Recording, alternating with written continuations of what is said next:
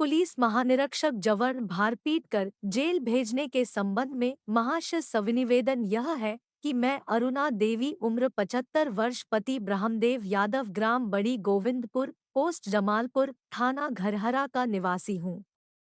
दिनांक 15/11/2023 को संध्या 5 बजे के आसपास अपने पोत दामाद राकेश कुमार उम्र 25 वर्ष पिता दशरथ यादव ग्राम धोबई थाना तारापुर जिला मुंगेर का निवासी है। मेरा पड़ोसी से जमीनी विवाद का मामला चल रहा है, जिसको लेकर मैं अपने दामाद के साथ धरहरा थाना में आवेदन देने पहुंची। तभी घरहरा थानाध्यक्ष के द्वारा गाली-गलौज एवं मार-पीट करने लगा। इसका विरोध जब मेरा दामाद किया तो थानाध्यक्ष सी राजीव कुमार एवं सी आराधना कुमारी अन्य 2-4 गार्ड मिलकर डंडा से मेरे दामाद को पीटने लगा और मुझे थाने से खींचकर बाहर कर दिया। सभी मिलकर मेरे पोत दामाद राकेश कुमार को मारने लगा, जिसमें मैं गिर गई। सभी मिलकर वी कमरे से ऊपर छत पर ले जाकर हाथ बांध दिया एवं मुंह में कपड़ा ठूस दिया और लाठी डंडा से मारने लगा और मैं बेहोश हो गई कि सभी मिलकर हमको उठाकर धरहरा अस्पताल ले गया। जब होश आया हमको फिर तीनों मिलकर पीटते रहा। पूरी रात मेरी पिटाई हुई। बेहोश होने पर मुझे पानी डालकर होश में लाया जाता था, फिर पिटाई होती थी, जिसका प्रमाण थाने में लगी सीसीटीवी कैमरे में कैद होनी चाहिए, जिसकी जांच एसपी साहब से करने की गुहार पीड़ित ने लगाया है। और सोने का चकती मोबाइल चांदी की रखी एवं जेब से 1515 रुपया छीनने का आरोप लगाया गया है और अगले पार्टी से घुस लेकर मेरा जमीन पर जबरदस्ती जोत भी करवा दिया। थानाध्यक्ष के द्वारा ये सभी आरोप अरुणा देवी ने लगाई है। पुलिस अधीक्षक मुंगेर द्वारा तत्काल कार्रवाई करते हुए सह पुलिस निरीक्षक अभयकांत चंदा थानाध्यक्ष धरहरा को तत्काल प्रभाव से निलंबित किया गया है तथा उक्त घटनाक्रम में संलिप्त पुलिस पदाधिकारी एवं कर्मी की जांच के लिए पुलिस निरीक्षक जमालपुर को आदेश दिया गया है। जांचों उपरांत कार्रवाई की भरोसा दिलाया गया है। गाड़ी उड़ करके मतलब धकेलने लगी इसको सीढ़ी पर से, तो हम बोले कि सर काहे ऐसे कर रहे हैं, बूढ़ी आदमी है, विकलांग है, गिर पड़ जाएगी, हम इसको ले जा रहे हैं, आप छोड़ दीजिए, देखो हम ले जा रहे हैं, हम उतार लेते हैं, इसको कुछ नहीं कीजिए, करना है 2 डंडा हमको मार लीजिए, इसको कुछ नहीं कीजिए। लेकिन फिर भी कुछ नहीं सुना। बोला तुमरा क्या है, तुम काहे बोल रहा है मुझे, बस उसको छोड़ के उसके बाद हमारे ऊपर डंडा चला दिया। हमारे ऊपर डंडा 1-2 डंडा मारा तो हम डंडा पकड़ लिए। बोले सर काहे मार रहे हैं, हो गया ना, हम लोग अपना काम छोड़ दिए, हम नहीं अब कुछ करेंगे, हम लोग जा रहे हैं, छोड़ दिए। फिर हम लोग को पकड़ के अंदर ले जाके उसके बाद 5-6 आदमी मिल के, जिसमें राजीव और एक चंद्रा और आराधना मैडम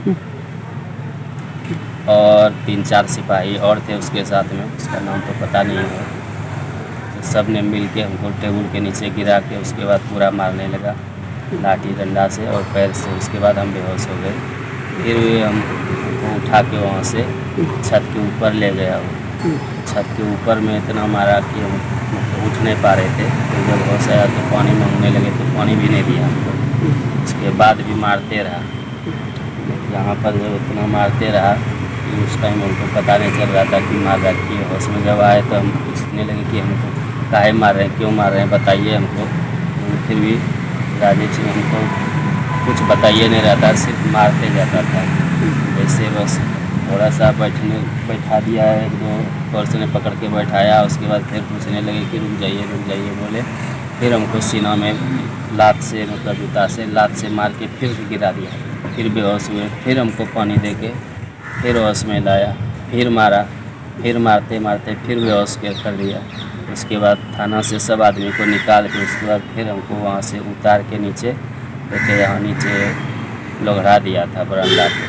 वहाँ हम लोग आ गए थे और पेट के बारे हम गिरे हुए थे, बाकी हम उलट पुलट कुछ नहीं पा रहे थे। क्या और उस रात में कहीं लेके भी गया था आपको? हाँ, उस रात में जब पूरा सबको भगाने के बाद हमसे पूछने लगा कि ये तुम दारू पिया है, दारू पिया है? तो हम बोले कि नहीं सर, चेक करना है, चेक कर लीजिए, हम दारू नहीं पिए हैं, दारू नहीं पीते हैं, दारू नहीं पिए हैं, हम गुटखा भले खाते हैं लेकिन दारू नहीं पीते हैं, दारू नहीं पिए हैं। आप लोग मार लिए, अब जो केस में फंसाइए, जो करना है, मेरे घर में इतना बड़ा कार्य चल रहा है, उसका जिम्मेदारी हमारे ऊपर है, अब तो कम से कम छोड़ दीजिए। लेकिन फिर भी नहीं मारा। बोले कि अगर चेक करना है तो अभी कीजिए सर, अभी चेक करिए, हमारे सामने में बुलाइए, मीडिया को बुलाना है और जिसको बुलाना है बुलाइए और हमको चेक कीजिए अभी कि हम शराब पिए हैं कि नहीं, बाद में आप लोग कुछ भी करके फंसाइएगा हमको।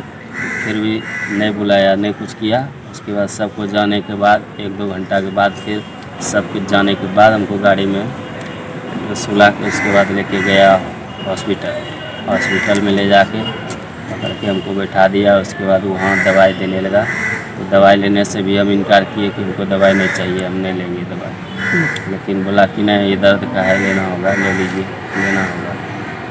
फिर डॉक्टर साहब भी वहाँ से बोले कि हाँ ये दर्द का है, ले लीजिए सुई, कोई दिक्कत नहीं होगा। फिर डॉक्टर साहब ने सुई दे दिया।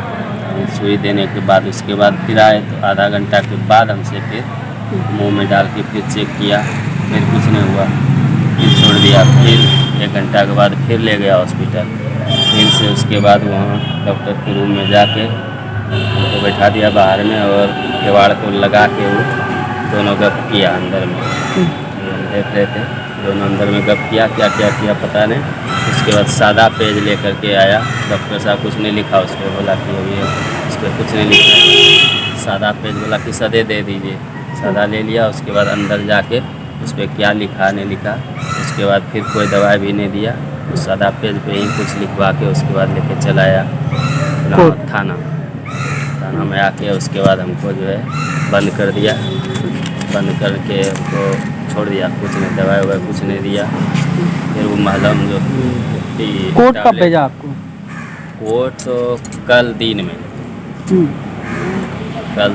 भेजा हमको। यहाँ पे फाइन भी भरे थे आप? हाँ, यहाँ फाइन भी भरे थे। किस चीज़ का? कोर्ट में वही शराब के इल्ज़ाम में। फिर यहाँ से छोड़ दिया आपको? हाँ, यहाँ से कोर्ट में हम जब देखी मैडम, तो हमको देखने के बाद स्थिति जैसे दिखाए हालत, तो वो सब देखने के बाद हमको ऐसे छोड़ दिए, सिर्फ फाइन दिए और छोड़ दिए। कोर्ट में किसी अधिकारी को बुलाया था जज साहब? नहीं, कोई अधिकारी को नहीं बुलाया। अच्छा, आप कहाँ आवेदन दिए अभी तक? अभी तो एक ही जगह दिए।